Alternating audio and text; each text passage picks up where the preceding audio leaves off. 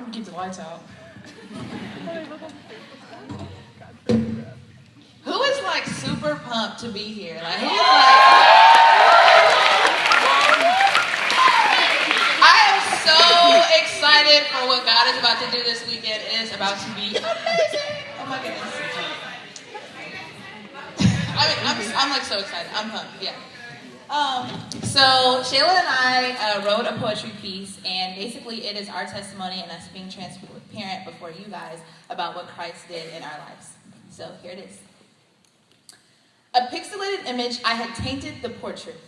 Because instead of looking like the Father who created me, I adopted myself into a new family. The macro hierarchy of a world filled with sin. I just wanted to fit in. And it wasn't that I didn't know I was called to be set apart, because I did. But just like cookies that are too close on a baking sheet, I began to blend and compromise and find ways to justify the sin-infiltrated world I had immersed myself in. Because it's not really sin if it's not what I believe deep within. Just like it's not getting drunk if it's just a couple of sips with my friends. And God's grace is sufficient, right? So I know I'll make it into heaven in the end. A pixelated image, a tainted portrait, broken fragments of the will he had for me that I tried to mesh with my own. I was a mess, and he cleaned me up, so broken and empty, but he filled my cup. My Father, Daddy, Yahweh, who I thought I had drifted so far away from, was there all along, picking up the pieces as my sinful nature slowly tore me apart. So when I cried out, creating me a clean heart, it was with those very same pieces that he put me back together again. And he who has begun this great work in me shall see it to the end. Strengthened in Christ, I won't break or bend. My everyday life is a thank you for the mouth-to-mouth resuscitation that took me out of my sinful devastation to a place of levitation. Ezekiel 36:26, new perspective, brand new heart.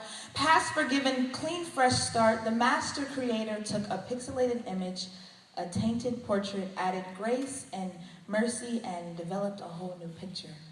Now it's so hard for me to see the world with the sun in my eyes, and with his word in my heart, I no longer believe the lies, because now, instead of wanting to fit in, my daily heart's desire is to be more and more like him. This once pixelated image has become refocused for his glory. This is my story.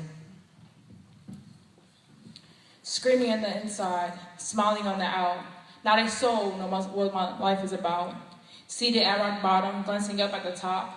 All motivation once possessed has stopped. Enclosed in darkness with no one around, yet still in the midst of war grounds. Ripped loose from a life once astir, now living life in a blur. Thought I was too far underground for anyone to hear the now outspoken cries, but the hope I still have is in my God. Where does my faith lie? Do I believe I'm just existing, or do I trust that he'll help me live the life that he gave me? Am I alive or am I existing? I'm still trying to think this out. Life is crazy, but I have to figure this out. Am I living day by day, or actually living for hope of his tomorrow?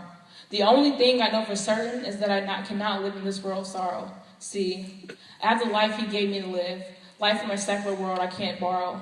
Life won't be easy, if so, anyone alone would succeed. So I'm trying to take heed to his voice and faithfully plant my seed.